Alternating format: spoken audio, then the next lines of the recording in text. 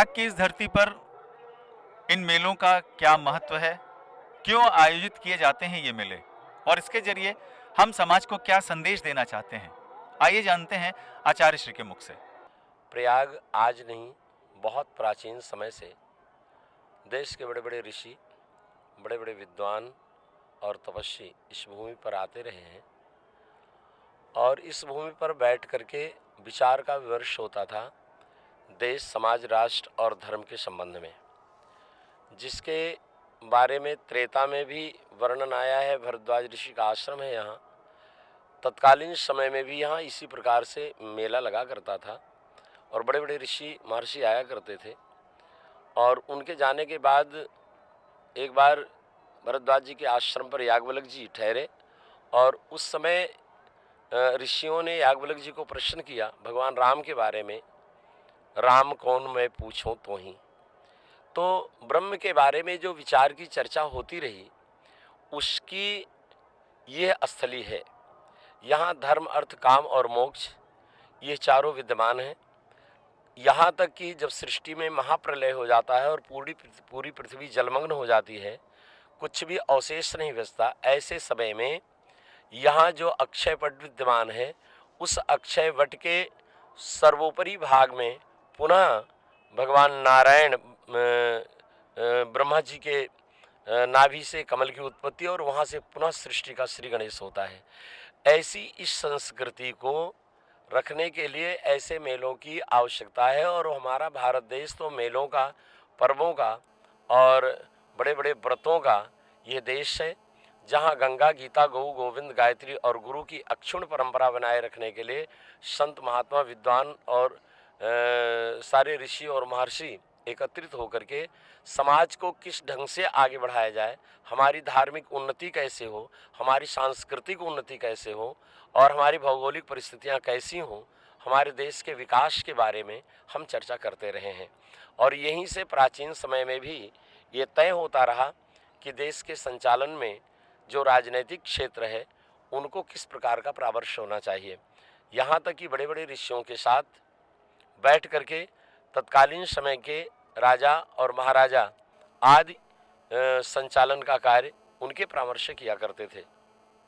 इसलिए आज हमारे देश में ये उपयोगिता है कि हमारे ऐसे बड़े बड़े आयोजन हुए और इन आयोजनों में बड़े बड़े संतों का, विद्वानों का, समाज सेवियों का, यहाँ तक कि राजनैतिक क्षेत्र में जो सेवा संलग्न है उनको भी इन क्षेत्रों में आकर के यहाँ से ऐसा शिक्षा ग्रहण करके जाना चाहिए ताकि हम अपने देश की उन्नति के लिए, राष्ट्र की उन्नति के लिए और धर्म की उन्नति के लिए कार्य कर सकें। इन मेलों के महत्व के साथ साथ कहीं ना कहीं हम सबके दिमाग में, हमारे मन में ये भी विचार आता है, ये बात भी आती है कि इसके लिए प्रयाग की ही भूमि को क्यों चुना गया, क्योंकि जो कुंभ और अर्धकुंभ है इनका आयोजन तो देश के अन्य भागों में भी होता है, नासिक, उज्जैन, हरिद्वार ये भी है जहाँ पे कुंभ और अर्धकुंभ आयोजित होते हैं। लेकिन माघ के महीने में हर वर्ष प्रयाग की धरती पर इस मेले के आयोजन के पीछे हमारे मनीषियों की, ऋषियों की, महापुरुषों की क्या सोच रही होगी, आइए एक बार पुनः आचार्य श्री से ही सुनते हैं। ये कैंप विगत लगभग 35 सालों से ये कैंप लग रहा है। इसके पूर्व हमारे पूज्य गुरुदेव भगवान शक्तिपीठाधीश्वर जगद्गुरु शंकराचार्य स्वामी सत्यानंद सरस्वती जी महाराज इस पीठ पर विद्यमान थे। इसके बाद मेरा आना हुआ है और अब पूरे देश में गंगा, गीता, गौ, गोविंद, गायत्री और गुरु की जो परंपरा है, अथवा ये कह लें कि सनातन धर्म का जो ये स्तंभ है, इन पर हमारी दृष्टि है और हम देश, समाज और राष्ट्र के लिए और सनातन धर्म के उत्थान के लिए सदा कार्य करते रहे हैं और आगे भी करते रहेंगे। और हम समाज को यही संदेश देना चाहते हैं कि हमारे देश में शिक्षा, साहित्य, सेवा, सत्संग और साहित्य का जो प्रकाशन है वो निरंतर होता है, क्योंकि ये समाज के लिए आईने का कार्य करता है। इसमें अगर हमने कहीं भी थोड़ी सी भी अगर मैंने कोताही बरती या कमी किया तो आने वाले समय में फिर हमारे लिए बहुत मुश्किल खड़ी हो जाएगी। और वर्तमान समय में भी हम शासन को भी ये कहना चाहेंगे शासन को भी ये कहना चाहेंगे कि हमारे शिक्षा और साहित्य पर विशेष ध्यान दें, ताकि हमारी संस्कृति का जो अभ्युदय है वो सदा सर्वदा होता रहे। मैं जानता हूं अब आप ये सोच रहे होंगे कि चलिए इस भूमि की ये महत्ता है, यहाँ पर ये जो अदृश्य सरस्वती की कल्पना है उसके पीछे जो उद्देश्य है आप तक, लोगों तक या सनातन धर्मियों तक इसको पहुंचाने का, वो कारण भी हमें पता लगा। लेकिन इसकी अवधि 1 मास की ही क्यों है, उसके लिए माघ मास ही क्यों चुना गया है, ये भी जानना हमारे लिए जरूरी है।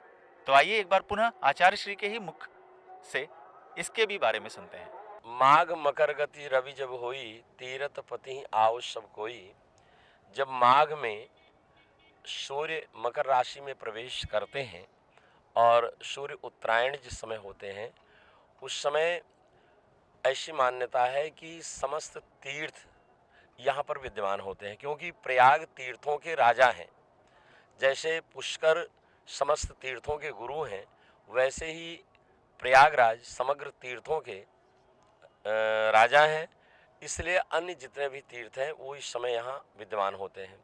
यही नहीं, गंगा जमुना सरस्वती अथवा ज्ञान वैराग्य भक्ति अथवा ज्ञान कर्म और उपासना का यह संगम है।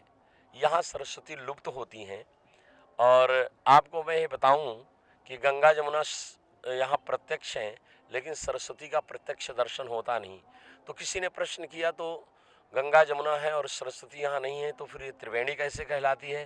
तो संतों ने उत्तर दिया और रामायण में बड़ा अच्छा इसका उत्तर आया कि जो आप देखते होंगे पूरे प्रयाग के इस मेले में, प्रत्येक शिविरों में बड़े बड़े संतों के, मनीषियों के और विद्वानों के कैंपों में आप देखते होंगे कि नित्य प्रति कथा, कहीं रामायण है, गीता है, भागवत है, वेदों के ऊपर जो चर्चाएं चल रही हैं, तो मुख से निकलने वाली जो सरस्वती है, यही सरस्वती यहाँ प्रत्यक्ष हो जाती है। गंगा जमुना का वहाँ दर्शन होता है और निकलने वाले संतों के मुख से जो वाणी है वही सरस्वती के रूप में मिलकर के त्रिवेणी संगम बना करके लोगों के कल्याण का मार्ग प्रशस्त करती है। इसलिए और यहाँ महात्म जो माघ के मेले में कल्पवास का है, यद्यपि कल्प तो बहुत बड़ा होता है, लेकिन यहाँ 12 वर्षों तक लगातार 1 महीने जब तप नियम व्रत उपवास दान यज्ञ तीर्थ व्रत संत सेवा साधु सेवा गुरु सेवा सत्संग अथवा यम नियम आसन प्राणायाम प्रत्याहार धारणा ध्यान समाधि अष्टांग आदि करते हुए एक व्यक्ति जब यहाँ जीवन व्यतीत करता है, प्रातःकाल सूर्योदय से पूर्व गंगा का स्नान करना, तुलसी की सेवा करना, भगवान नारायण की उपासना करना, सत्संग करना, यथासंभव यथासाध्य अपनी गाड़ी कमाई के द्वारा दान देना, यह सारी क्रिया करते हुए अपने इस लौकिक जगत में रहते हुए पारलौकिक जगत में जाने का मार्ग प्रशस्त करना, अथवा ये कह लें कि 1 महीने की ये तप की साधना की स्थली है। और यहाँ प्रयाग का अर्थ है जहाँ बड़े बड़े यज्ञ होते आए हों जिस भूमि में, उसी का नाम प्रयाग है। और आज भी यहाँ ये कार्य सतत चल रहा है। इसलिए इस प्रयाग की भूमि में कल्पाश का अनंत अनंत महत्व है। और मैं सभी देशवासियों से, सनातन धर्मावलंबियों से और माघ में निवास करने वाले समस्त संत महात्माओं महापुरुषों और कल्पवासियों के लिए तीर्थराज प्रयाग के चरणों में हम प्रार्थना करते हैं कि आपके जीवन में सुख समृद्धि शांति भक्ति के साथ सदा आपका लक्ष्य आपको प्राप्त होता रहे। यही सबके लिए मेरी मंगल कामना है। और आपके चैनल के लिए भी हम यही चाहेंगे कि सदा संतों की वाणी संत वाणी के रूप में आपका चैनल है, और इस संतों की वाणी देश समाज राष्ट्र और धर्म के लिए पूरे विश्व में हमेशा प्रचारित और प्रसारित होती रहे। इसी के साथ आप सभी को सर्वे भवन्तु सुखिनः, सर्वे सन्तु निरामयाः, सर्वे भद्राणि पश्यन्तु मा कश्चित् दुःखभाग् भवेत्। ओम शांति।